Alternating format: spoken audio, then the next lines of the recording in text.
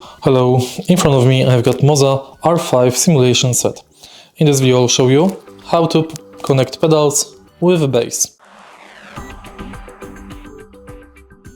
In the beginning you've got brake and acceleration pedals in this set.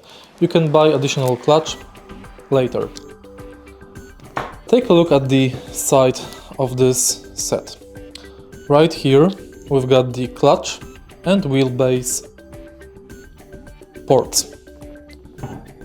Currently we are going to connect wheelbase port. You have to prepare this cable. Connect one part of this cable here to the wheelbase port,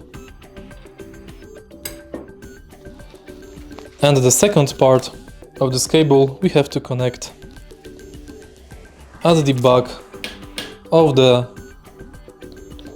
bass.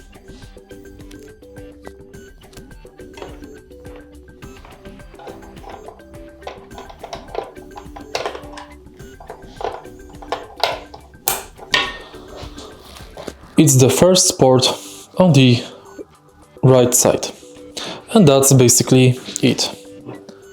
Now you can do cable management and you can use your pedals. If you find this video helpful, please leave like, comment and subscribe.